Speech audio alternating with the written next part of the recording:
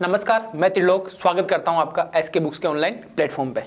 आज हम बात करने वाले हैं एसएससी जीडी कांस्टेबल भर्ती परीक्षा के बारे में, जिसका भी आपको स्क्रीन पे दिखाया हुआ है। आज का अपना टॉपिक रहने वाला है परसेंटेज में भी इसके पहले के एक पार्ट में अपन ने इसके क्वेश्चन देख लिए, सेकेंड पार्ट में और अगले टाइप के अपन क्वेश्चन देखेंगे। आज की क्लास भी क्वेश्चन पे बेस्ट रहने वाली है। इससे पहले की जो क्लास हुई थी अपनी प्रतिशत की, उसमें अपन ने इसके जो कॉन्सेप्ट को अपन ने इसके पिछली क्लास में अपन ने देख रखा है। खाली आज की क्लास में अपन जो आपके प्रीवियस ईयर एग्जाम में जो आई हुई है क्वेश्चन, उन क्वेश्चनों को आज की क्लास में अपन देखने वाले हैं। तो आज की क्लास अपन स्टार्ट करेंगे एसएससी जीडी कांस्टेबल प्रतिशत का पार्ट सेकंड अपन देखेंगे। क्लास स्टार्ट करने से पहले मैं आपका ध्यान स्क्रीन पे दिखाई गई बुक्स, और मेरे हाथ में भी ये बुक है जो कि ये मैथ्स का अपना बुक है, इसके बारे में मैं थोड़ी सी इन्फॉर्मेशन देना चाहता हूँ। ये पहली हमारी ये गाइड, जीडी की गाइड से क्या मतलब होता है मेरा? गाइड से मतलब है कि आपको इसमें पूरा सिलेबस, संपूर्ण सिलेबस, मैथ्स, रीजनिंग, हिंदी और जीके, जो आपके एग्जाम में आता है, जीके, गणित, हिंदी और तर्क शक्ति आपको इसमें देखने मिलेगा। इसमें 2011 से लेके अब तक के जितने भी प्रश्न है ना, उनको चैप्टर वाइज, टॉपिक वाइज और टाइप वाइज हमने इसमें संकलन करा है। इसके साथ साथ में गणित और तर्क शक्ति है ना, उसकी अपन ने शॉर्ट ट्रिक इसमें दी हुई है। सबसे इंपॉर्टेंट चीज है एसएससी जीडी में पिछले पूछे कोई एमसीक्यू, टीसीएस एमसीक्यू है ना, उनके 4000 प्लस प्रश्नों का क्या है इसमें संकलन दिया हुआ है, और इसमें सभी प्रश्नों की क्या है संपूर्ण व्याख्या आपको दी हुई है। तो ये गाइड आपके लिए कितनी इंपॉर्टेंट रहने वाली है, आपको एक जगह पूरा सिलेबस देखने मिल जाएगा। इसके बाद में ये मैथ्स का जो मेरे हाथ में ये बुक है मैथ्स के लिए, ये रामबाण या फिर मैथ्स आप इसको बोल सकते हैं। ये आपके लिए रामबाण साबित होगी जीडी और एमटीएस दोनों भर्ती परीक्षा के लिए। इसमें आपको पहले थ्योरी दी हुई है, थ्योरी के साथ साथ में कुछ एग्जाम्पल है, उनकी ट्रिक्स है, उसके बाद में सोल्व और क्वेश्चन जो आपके प्रीवियस एग्जाम में आए हुए, क्योंकि अपने को पता रहना चाहिए कि किस टाइप के मैथ्स अथाह है। मैथ्स में आप सीजीएल लेवल तक भी चले जाएंगे तो अपने को अपना थोड़ी दिखाना है क्या है क्या नहीं। ये बुक आपके स्टैंडर्ड के हिसाब से इसमें इसको प्रिपेयर करा हुआ है, तो आपके लिए कितनी इंपॉर्टेंट रहने वाली है। इसके साथ में अगर आपकी तैयारी कंप्लीट होने के बाद में अगर आप 35 प्लस ये जो पेपर्स का सेट है, इससे अगर आप गुजर जाते हैं तो आपको लगता है कि वाकई में मैंने तैयारी करी है। फिर भी अगर आपको कुछ क्वेश्चन इसमें समझ में नहीं आते ना, तो आपको लगेगा कि भाई मैं इस सब्जेक्ट में मेरा थोड़ा सा कम है, तो मैं इसमें थोड़ा ज्यादा ध्यान दे सकता हूँ, क्योंकि एग्जाम के नजदीक अपन सब सब्जेक्ट को एक साथ लेके नहीं चल सकते अपनी कमजोरी दूर करने के लिए। और इसकी क्या खास बात है, इसमें प्रत्येक प्रश्न का क्या है आपको ऑनलाइन वीडियो सॉल्यूशन मिलेगा। क्यूआर स्कैन करो, उसके साथ में आपको क्वेश्चन मिल जाएगा, भटकने की जरूरत नहीं पड़ेगी। क्यूआर स्कैन करते आपको उस क्वेश्चन का आपको सॉल्यूशन मिल जाएगा। ये 35 पेपर्स का सॉल्यूशन मैं आपको इन तीनों का कॉम्बिनेशन सजेस्ट करता हूँ, ताकि आप ये तीनों लेके आपकी तैयारी को आप मजबूती और धारदार कर सके, ठीक है, और आपका सिलेक्शन आप ले सके। आज की क्लास अपन स्टार्ट करते हैं पार्ट सेकंड से रिलेटेड। अपना 24 नंबर क्वेश्चन है। 24 नंबर क्वेश्चन में इन्होंने क्या दिया है,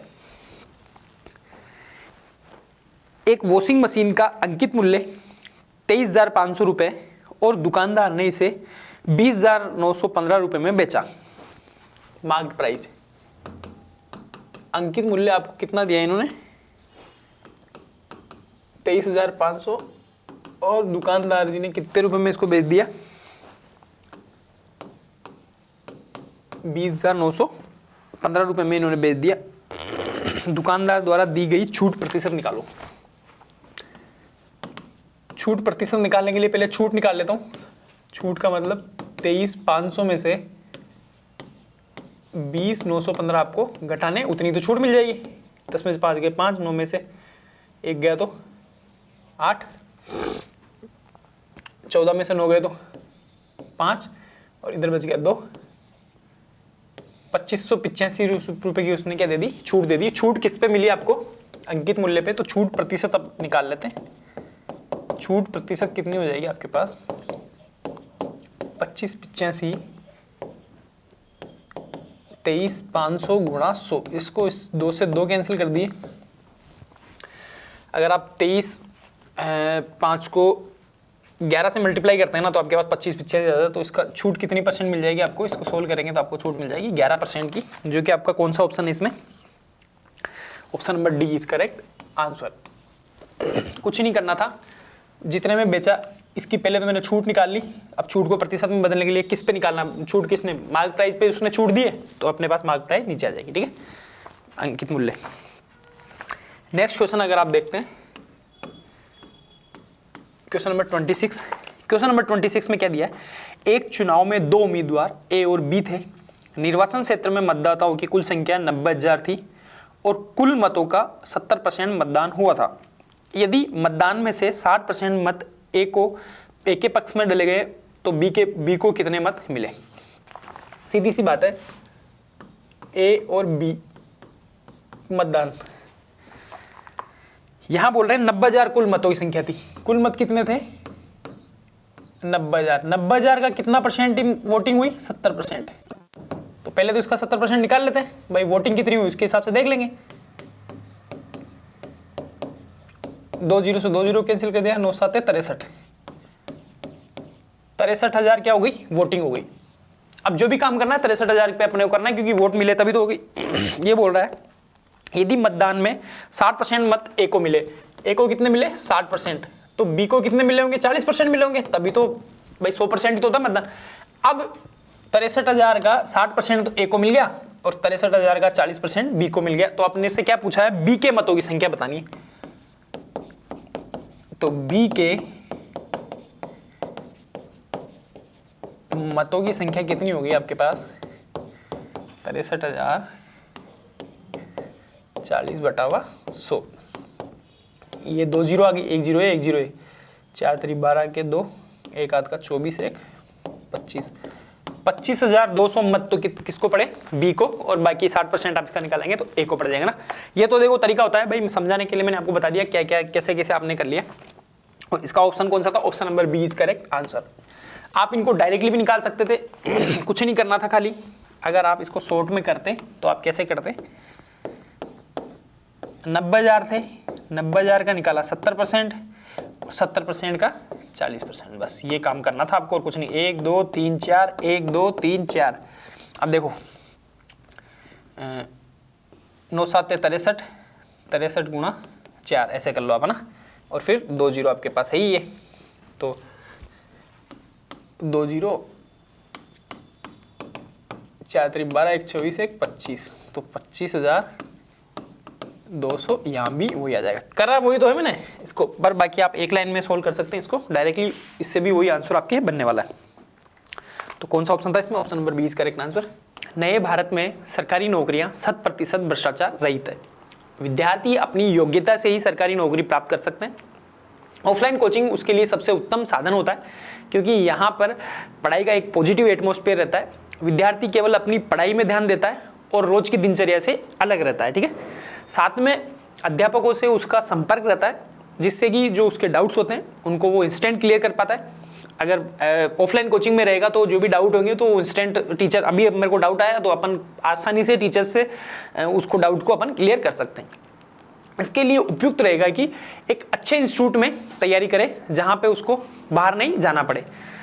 हमारी संस्था में हॉस्टल है जहाँ विद्यार्थियों को कठोर अनुशासन का पालन सेना के रिटायर्ड अधिकारी की देखरेख में होता है, जहाँ विद्यार्थियों को स्मार्टफोन रखने की बिल्कुल भी अनुमति नहीं है। आधे इंस्टीट्यूट ऐसे होते हैं जहाँ पे स्मार्टफोन रखे तो वो आधा टाइम उसी में उनका कंज्यूम हो जाता है, ठीक है। तो स्मार्टफोन रखने की हमारे यहाँ पे अनुमति नहीं है। रात को प्रत्येक 40 से 50 लड़कों के बीच में एक वार्डन उपस्थित रहता है, जिससे कि क्या है, एक सुविधा, एक व्यवस्था बनी रहती है। पढ़ाने के लिए सक्षम अध्यापकों की टीम SK बुक्स के लेखक राम सिंह यादव सर के नेतृत्व में कार्य करती है। सबसे इंपॉर्टेंट चीज़ हमारी ये है कि हर विषय जो SSC GD भर्ती परीक्षा के लिए इंपॉर्टेंट है उसको हम विस्तार से हमारे ऑफलाइन सेंटर पे पढ़ाते हैं। हम ऑफलाइन सेंटर पे उन सवालों पे ज़्यादा ध्यान देते हैं जो कि SSC GD भर्ती परीक्षा कराने वाली संस्था पूछती है, उन पे हम थोड़ा ज़्यादा ध्यान देते हैं, क्योंकि वो संस्था के पैटर्न को देख लेते हैं कि भाई उस पैटर्न में इस लास्ट टाइम इस पैटर्न के क्वेश्चन पूछे तो अगली बार किस टाइप के क्वेश्चन वो पूछ सकती है। हम बार बार टेस्ट के माध्यम से कमज़ोर विषयों की जानकारी लेते हैं और उनको एक्स्ट्रा क्लास लगाते हैं, एक्स्ट्रा पढ़ाते हैं, जिससे क्या होता है बच्चों को इंस्टेंट, देखो ऑफलाइन में डाउट भी क्लियर हो जाते हैं, टेस्ट देने से उसकी कमजोरी पता चलती है, तो उसकी एक्स्ट्रा क्लास से उसकी कमजोरी दूर करते हैं। उससे क्या होता है कि वो आसानी से अपने डाउट्स भी क्लियर कर पाता है और अपने जो जिस सब्जेक्ट में कमजोर है उसकी वो जानकारी प्राप्त करता है और उसकी एक्स्ट्रा क्लास ले पाता है।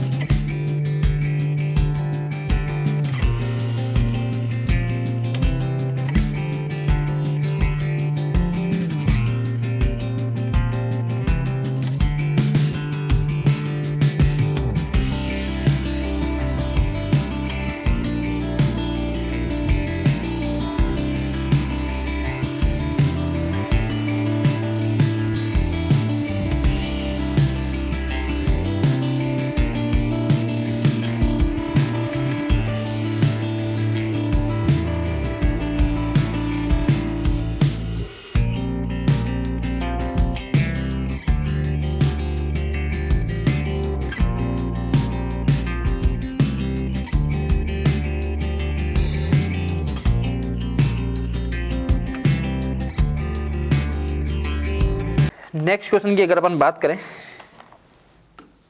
क्वेश्चन नंबर 30 नंबर क्वेश्चन में आपको क्या दिया है, संख्या 350 में 20% की वृद्धि की जाती है और फिर 25% की कमी की जाती है, इस प्रकार बनने वाली नई संख्या ज्ञात करो।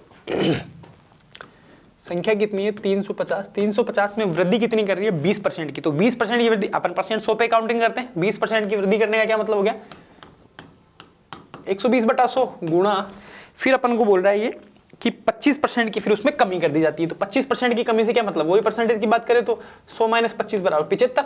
अब इसको अपने को सोल्व करना है, ये 3 बार में गया, ये गया आपके पास 4 बार में, 25 से मैंने इसको कैंसिल आउट कर दिया, एक 0 से ये एक 0, ठीक है, ये 1 बार में गया, ये गया आपके पास 3 बार में।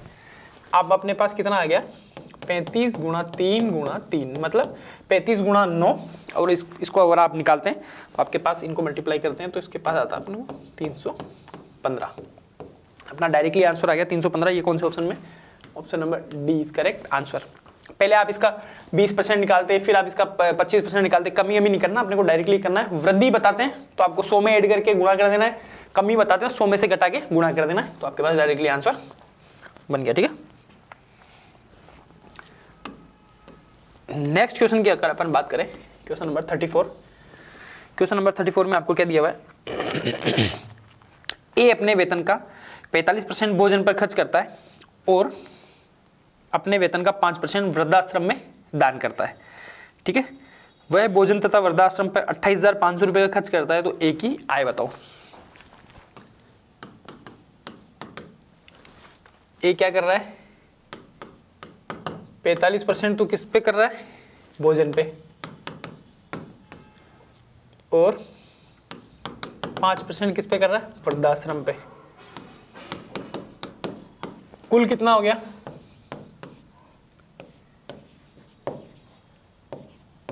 कुल खर्च कितना हो गया 50% हो गया, 45 और 5 50 है ना। अभी आपको किसके बराबर दे रखा है, खर्च कितना होगा 28,500 है ना, तो 50% बराबर 28,500, तो कुल वेतन 100% होगा, तो 100% आपको निकालने के लिए 28,500 का 100% अगर आप वैसे निकाल लो, चाहे ऐसे कर लो, 50/100, एक बार में, 2 बार में 28,500, 28 दूनी 56, 57, मतलब 57,000 रुपये उसका क्या था, कुल वेतन था, ठीक है। इतना सब कुछ करने की जरूरत नहीं है, डायरेक्टली 50% बराबर 28,500, तो 100% बराबर 57,000 होता है। इसको कुछ करने की, इतना तो मैंने आपको समझाने के लिए यहाँ पे करा है, ठीक है। कौन सा ऑप्शन बन गया आपके, option number b is correct answer. Next पे चलते हैं अपन, क्वेश्चन नंबर 35 में आपको क्या दिया है, एक विद्यार्थी को एक परीक्षा में 24% अंक मिलते हैं तथा वह 56 अंक से अनुत्तीर्ण हो जाता है। यदि उसे 60% अंक मिलते तो उसके अंक न्यूनतम उत्तीर्ण अंक से 70 अंक ज्यादा होते, तो परीक्षा में अधिकतम अंक क्या थे, ठीक है। परीक्षा का अधिकतम अंक बताना। एक बार तो इसको बेसिक से बता देता हूँ, बाकी एक बार आपको ट्रिक बता दूंगा, डायरेक्टली आप इसको कैसे सोल्व करेंगे। कितने अंक मिलते हैं, 24% अंक मिलते हैं, कितने अंक कम रह गए आपके पास, कितने अंकों से फेल हो जाता है, 56 अंक से, तो 24% प्लस 56 हो जाते बराबर किसके, देखिए 60% अंक मिलते हैं और उसको न्यूनतम अंक से 70% अधिक, तो जो 60% अंक है 70 अंक अधिक होते हैं, इसमें 70 घटा दूं भाई, तभी तो बराबर होगा इनका, दोनों अंक की वैल्यू बराबर कब हो जाएगी भाई, 24% अंक में 56 जोड़ दूंगा, 40% में 70 घटाऊंगा, तभी तो दोनों इक्वल आ जाएंगे भाई, कितने अंक है ना। बस अब अपने को काम क्या है, 60% माइनस 24% बराबर 56 प्लस 70, अपना काम खत्म हो गया यहाँ पे, ठीक है। तो यहाँ पे आपके पास कितना आ गया, 36% किसके बराबर आ गया, 6 और 7 और 5 12, 126 के, तो आपके पास 100% किसके बराबर आ जाएगा, 126/36 गुणा 100, इसको आप कैंसिल करेंगे 3.5 है ना। कौन सा ऑप्शन 35 है ना, तो 35 में आपके पास ये जाएगा 3.5 में 100 से मल्टीप्लाई करेंगे तो 350, अंक कितने आ गए आपके पास 350, option number D is correct answer. इतना सब कुछ लिखने की आपको जरूरत नहीं थी। आप इस टाइप के क्वेश्चन में क्या करेंगे, जो आपको दोनों दे रखे ना अंकों का डिफरेंस वगैरह, उनका डायरेक्टली आप डिफरेंस निकालो, जैसे करना वही है, तो इनका दोनों परसेंटेज का डिफरेंस आ गया 36%, एक को अंक कम रह रहे हैं, एक को अंक ज्यादा मिल रहे हैं, तो दोनों को ऐड कर लो आप, तो मैंने यहाँ भी वही करा है, बस आपको ये लिखने विखने की जरूरत नहीं। अगर आप वर्बली इसको सोल्व करते हैं तो 126 में 36 का भाग देके गुणा 100 करना है, बस बाकी कुछ नहीं करना। 350 आपका आंसर बन जाएगा। 35 में option D is correct answer. Next question की अगर अपन बात करें, क्वेश्चन नंबर 37, अच्छा क्वेश्चन थोड़ा देखना एक बार के लिए। यदि एक संख्या को 14 से विभाजित किया जाता है तो वह दूसरी संख्या के 10% के बराबर हो जाता है। पहली संख्या दूसरी संख्या से कितने % अधिक है? एक संख्या को 14 से भाग दिया जाता है तो वह किसके बराबर हो जाती है? दूसरी संख्या के 10% के बराबर हो जाती है। बस अपने को ये काम करना। अब आप मेरे को बताओ, 14 से भाग देने के लिए एक्स वाई वगैरह कुछ मानने की जरूरत नहीं है आपको। 14 का ही कुछ मल्टीपल मान लो आप, बस उससे अपना काम हो जाएगा। 14 का मल्टीपल 14 ही मान लेता हूं, तो माना पहली संख्या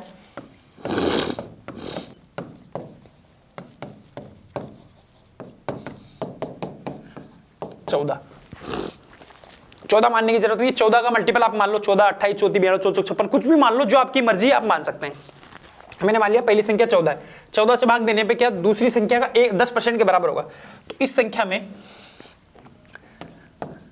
तो पहली संख्या क्या हो जाएगी आपके पास, ये तो मानिए 14 को 14 से डिवाइड करा 1, ये 1 है ना, दूसरी संख्या के 10% के बराबर है।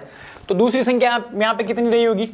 1 किसका 10% होता है? 10 का ना। तो यहाँ पे दूसरी संख्या कितनी आ गई आपके पास? सीधी सीधी दूसरी संख्या आ गई आपके पास 10, क्योंकि 10 का 10% निकालेंगे तो आप 1 आता है। 10 का 10% अगर आप निकालते हैं तो 1 आता है, जो कि यहाँ पे, ठीक है। तो दूसरी संख्या होगी।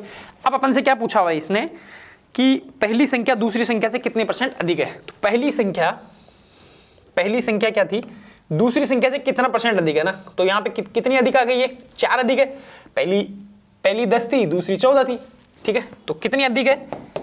4। किससे? दूसरी संख्या से, गुणा 100। बस ये काम करना, 1 0 से 1 0 गया। कितनी अधिक है? 40% अधिक है। बस ये काम करना था अपने को। अब आप x मानते, y मानते, फिर x की वैल्यू निकालते, y की वैल्यू निकालते, कुछ भी नहीं करना। जो आपको दिया हुआ ना 14 से भाग देने पे, तो 14 का मल्टीपल आप कुछ मान लो, बाकी आपके पास आंसर बन जाएगा, ठीक है। दूसरी संख्या से 40% लेके, ये कौन सा ऑप्शन है? Option number C is correct answer, ठीक है। समझ में आया? 14 का मल्टीपल आप कुछ भी मान सकते हो, 28 भी मान लो भैया, आंसर वही आना है 40%, ठीक है। नेक्स्ट क्वेश्चन की अगर अपन बात करें, क्वेश्चन नंबर 39, एक कॉलेज में हुए चुनाव में एक उम्मीदवार को 62% मत प्राप्त हुए। 62% मत प्राप्त होकर एक उम्मीदवार को उसे 144 मतों के अंतर से चुना गया। उम्मीदवार ए था, उम्मीदवार बी मान लो। इसको 62% मत मिले, इसको कितने मिले होंगे? 38% मत मिले होंगे, क्योंकि दोनों का टोटल 100 करना है ना अपने को। तो 62 और 38 कितने होते हैं? 70, 70, 30 और 100। बी को ये मिल गए। 144 मतों का अंतर रहा हुआ। अब अंतर, परसेंटेज का अंतर तो उसके अंतर के बराबर होगा। तो यहाँ 62 में से आप ये निकाल दो, 38 निकाल देंगे, तो आपके पास कितना हो जाएगा? 24%। अंतर तो ये 24% बराबर अपने को किसके दिया हुआ है? 144 के। 144 मतों का अंतर था 24%। तो आपको क्या बोल रहा है? कुल मतों की संख्या 144/24 गुणा 100, 2400, 24 छक्के 144, 6 बार में गया, ये आ गया आपके पास 600 मत क्या थे? टोटल थे। तो आप आसानी से इसको निकाल सकते हैं। 39 में कितना आ गया आपके पास? Option number D is correct answer, ठीक है। नेक्स्ट क्वेश्चन पे अगर अपन चले,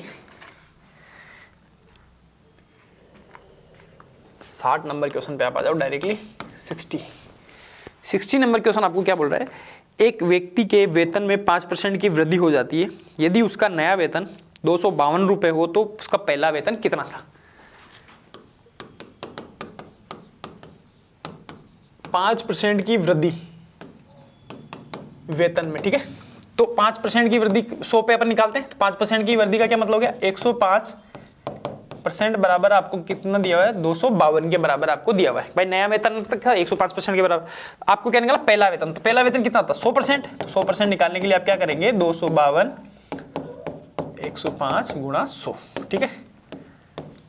ये गया 21 बार में, ये गया आपके पास 20 बार में। इसको आप सोल्व करते हैं। 21 एकम 21, एक बार में 4 बचे, 21 दूनी 42, 12 दूनी 24, मतलब 240 रुपए। कौन सा ऑप्शन है? Option number C is correct answer. सीधी सी बात है, 5% अगर वृद्धि हो गई तो 105% किसके बराबर अपने को दे रखा था? 252 के, तो अपने को 100% निकालना था, 240 आ गया। अब आप देखो 240 का आप 5% वृद्धि निकाल के देख लो, 105% निकालो, आपके पास 252 ही आएगा। ठीक है, नेक्स्ट क्वेश्चन पे अगर अपन चले, क्वेश्चन नंबर 61, इसमें क्या दिया हुआ है? यदि a का x% उतना ही है जितना b का y% है। a का x% का क्या मतलब होता है? x बटा 100 बराबर y का b का y%। तो b का y% निकालना ना अपने को।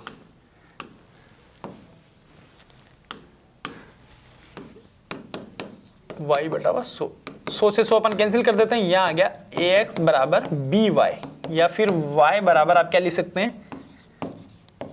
ax अपॉन b, y की वैल्यू मैंने यहाँ से निकाल ली। अब ये बोल रहा है तो b का z% कितना होगा? b का z%, b का z% हो जाएगा आपके पास b गुणा z बटा 100। यहाँ से मेरे को b की वैल्यू चाहिए, तो b की वैल्यू क्या जाएगी? यहाँ b बराबर ax अपॉन y। यहाँ से आप डायरेक्ट ये निकालने की जरूरत नहीं थी, इससे निकाल लेते। तो आपके पास कितना आ जाएगा? ax y गुणा z बटा 100। तो यहाँ ऑप्शन में देखो a का zx बटा y%, तो a का इसको अपन लिख सकते हैं a का x z y%। ठीक है भाई, परसेंट 100 पर निकल गया, a का x z बटा y%। तो इसमें कौन सा ऑप्शन आपके? ऑप्शन नंबर बी आपके पास बन जाएगा। ठीक है, क्योंकि ए और बी के पदों में जो ऑप्शन की रिक्वायरमेंट है ना, उसके हिसाब से अपने को आंसर बनाना है, तो अपना आंसर ये आंसर बन जाता है। ठीक है, नेक्स्ट क्वेश्चन पे अपन चलते हैं। क्वेश्चन नंबर 68, यहाँ क्या दिया हुआ है? एक कलम की कीमत में 20% की वृद्धि हुई, फिर 10% की कमी हुई, कलम की कीमत में प्रतिशत वृद्धि ज्ञात करो। पहले तो क्या थी? 20% की वृद्धि,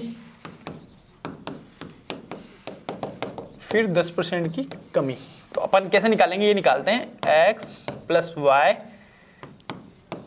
एक्स वाई यहाँ प्लस माइनस कर दो बटा 100, है ना। ये अपन करते हैं। वृद्धि में तो आप लगाएंगे प्लस का साइन, कमी में आप लगाएंगे माइनस का साइन। ठीक है, तो यहाँ पे कितनी थी? वृद्धि थी 20% की, कमी हो रही है तो माइनस का साइन लगेगा 10, यहाँ माइनस 20 गुणा 10 बटा 100। ये 2 जीरो से 2 जीरो कैंसिल हो गए, ये कितना आ गया? 10 माइनस 2, कितना हो जाएगा आपके पास? 8% की, है ना। तो कौन सा ऑप्शन है? प्रतिशत 8% की आपके पास वृद्धि हो जाएगी। Option number A is correct answer. यहाँ वृद्धि में आप प्लस का साइन लेंगे और कमी में आप माइनस का साइन लेंगे। ठीक है, नेक्स्ट क्वेश्चन की बात करते हैं अपन। क्वेश्चन नंबर 76, अच्छा क्वेश्चन है। एक घन की भुजा में 20% की वृद्धि की जाती है, तब इसके आयतन में हुई वृद्धि बताओ ना। 20% की वृद्धि घन की भुजा में, आयतन में प्रतिशत वृद्धि। आयतन का क्या मतलब? 3D में चला जाएगा भाई। आयतन क्या होता है? 3D, वो उसका आयतन होता है L गुणा B गुणा H होता है, घनाभ ले तो। और इसका आयतन क्या हो जाएगा? भुजा क्यूब हो जाएगा। घन का घनाभ अगर होता तो L B H, और इसका आ जाएगा भुजा क्यूब, है ना। तो आप इस टाइप का क्वेश्चन कैसे अगर आप निकालने हैं, अगर अपने को तीनों भुजाएं अगर अलग अलग है, तो मैं एक बार फॉर्मूला बता देता हूँ, फिर घन में आप उस फॉर्मूले को अप्लाई कर सकते हैं ना। आयतन में वृद्धि अगर आपसे पूछे A plus B plus C, ठीक है, घन की नहीं बता रहा, ये इन जनरल बता रहा हूं। फिर घन में तो सब बराबर होता है तो अपन कर लेंगे उसको ना। प्लस AB BC और CA बटावा 100 प्लस ABC बटावा 100 की पावर 2। ये अपने को काम करना है। ये तो है इन जनरल। अगर आपसे क्यूब की बात करें, घन की, है ना, तो घन में ABC तीनों बराबर होते हैं, तो यहां लिख दूं 3A भाई। A करूंगा 3A भुजा ना, प्लस यहाँ पे हो जाएगा A स्क्वायर B स्क्वायर, तो 3A स्क्वायर बटावा 100 प्लस यहाँ पे क्या हो जाएगा? A क्यूब बटावा 100 का स्क्वायर। बस अपने को ये काम करना है। 20% की वृद्धि हो गई, तो यहाँ कितना हो जाएगा? 20 गुणा 3 60 प्लस यहाँ क्या हो जाएगा? 20 का स्क्वायर 400, 400 गुणा 3 1200 बटावा 100 प्लस यहाँ पे A क्यूब का मतलब 8 बटावा 20 था ना, 1 2 3, 3 जीरो भी यहाँ पे लगेगी, 20 गुणा 20 गुणा 20, ये आ जाएगा आपके पास 100, 1 2 3, 1 2 3 4 का मतलब 0.8। अब देखो अब आप काउंट कर लो, 60 प्लस 12, 60 प्लस 12 72 प्लस 0.8, मतलब 72.8 आपके पास क्या आ जाएगा, वॉल्यूम में प्रतिशत वृद्धि आ जाएगी, जो कि आपका कौन सा ऑप्शन है, option number b is correct answer. In general आप अगर 2 की बात करते हैं ना अपन, तो 2 वाला फॉर्मूला तो मैंने बता दिया था, 2 में अगर वृद्धि होती है तो a x plus y plus x y upon 100 करते हैं। यहाँ 3 की बात है तो a plus b plus c, a b plus b c plus c बटा 100 प्लस ए बी सी। अब यहाँ पे ये घन के लिए क्या था, ये ए बी सी बराबर बराबर होते हैं, तो ये फॉर्मूला हो गया, तो आप डायरेक्टली इसका आंसर निकाल सकते हैं। तो जितने भी आपके इंपॉर्टेंट क्वेश्चन थे अपन ने इसमें देख लिए। आपको जो बुक्स वगैरह दिखाई गई थी, अगर आपको उनको ऑनलाइन मंगवाना है तो डिस्क्रिप्शन बॉक्स में आपको उसका लिंक मिल जाएगा, तो वहाँ से आप डायरेक्टली ऑर्डर कर सकते हैं। फिर भी अगर आपको बुक ऑर्डर करने में कोई प्रॉब्लम आ रही है तो आप आपके सिटी का नाम और आपका मोबाइल नंबर हमारे कमेंट बॉक्स में कमेंट करें, तो हम आपको बताएंगे बुक किस प्रकार से आप मंगवा सकते हैं। मिलते हैं नेक्स्ट वीडियो में, जब तक के लिए जय हिंद जय भारत।